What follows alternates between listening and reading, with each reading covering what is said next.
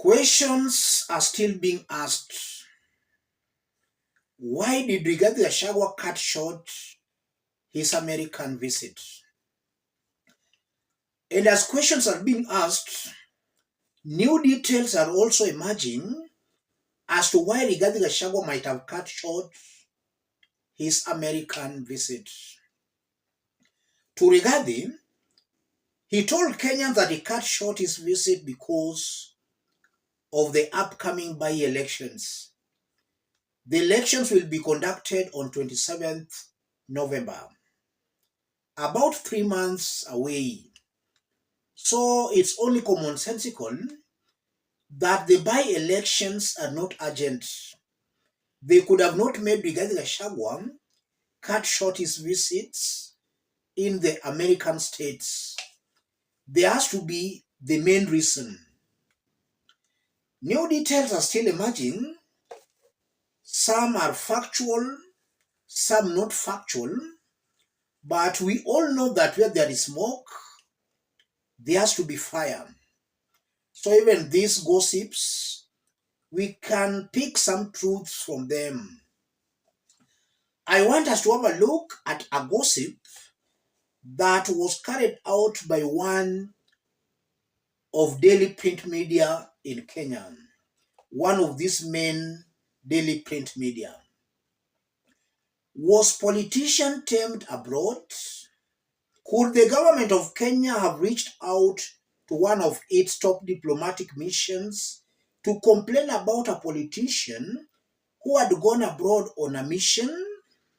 Well, our mole has learned that the outspoken politician had to cut short his stay after pressure and complaints against him for bad-mouthing top officials. He was also reportedly under surveillance from state security officials who had followed him from Nairobi. The man is said to have initially dismissed the moves against him, but with the increasing low-profile events he was holding, the fight-back efforts he was making did not seem worth it, and he found a convenient excuse to return home.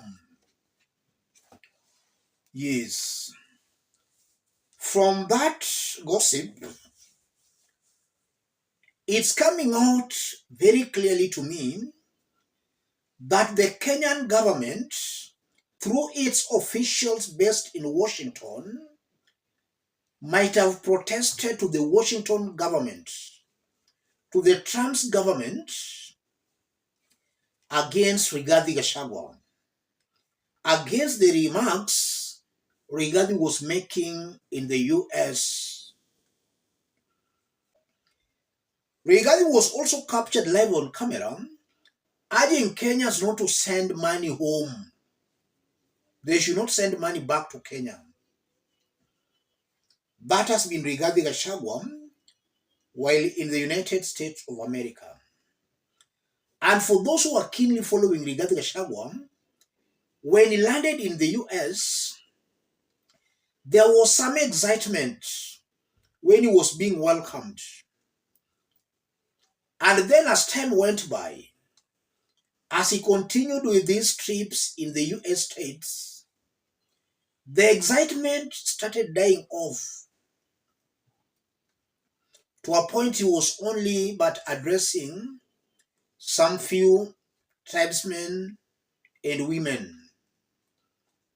And in some of Rigathi's meetings in the US, he was speaking in Kikuyu. To a point he was even boasting that Kikuyus are the majority in the US, that the government in Kenya cannot function without the Kikuyus. That has been Rigathi Gachagua. I want us to dissect these remarks for Kenyans to understand where the truth might be in all this. If you are watching us but you have not yet subscribed, subscribe, give the video a like. Let's proceed. In our earlier analysis a few days ago, We dwelt on this in details, where we looked at the possible reasons why Rigathi Gachagua cut short his American visit. And one of the reasons I did explain here was that the government of Kenya, through its officials in Washington, might have protested to the Washington government, to the Trump's administration, over the remarks Rigathi Gachagua was making there. And Rigathi might have been given some marching orders, not necessarily deportation, because we all know what a deportation is. But he might have been given some soft marching orders. He might have been warned either by the Trump's government or by even his own sponsors, those who were sponsoring him in the US. Rigathi might have been warned. And upon being warned, I don't think his stay in the United States of America was tenable. So he had to cut short his trip there. And one of the compelling reasons why he had to cut short his trip is because maybe Kenyans there were no longer interested in attending his meetings. So he was also afraid of the looming embarrassments where he was to go to a meeting or a town hall meeting only to find empty chairs and tables. All these are factors that might have led Rigathi Gachagua, or forced him to cut short his visit in the United States of America. Rigathi Gachagua must learn some few basics. The first basic, if he wants to ascend to the presidency or to any national office, then he must now behave like a national leader. If he still carries himself with the Kikuyu mentality, where he goes to the United States of America, he meets his tribesmen and women, and then he starts speaking in Kikuyu, then he still has a long way to go. He must also learn how to speak his true role. A national leader, there are some things that you should say with the decorum. You don't just talk aimlessly. You must look at the bigger picture. If I talk this way, what will follow? Rigathi just talks aimlessly. He does not look at the bigger picture. As much as Rigathi Gachagua might be very bitter with William Ruto, Rigathi should care about Kenyans or about Kenya. Kenya is not about Ruto. Ruto is just an individual. The moment Rigathi Gachagua paints Kenya as a failed state, a country where systems are not working, even investors can be afraid of coming to invest in Kenya. The end result of that, Kenyans are the ones to lose. These politicians are billionaires. They might not even feel it.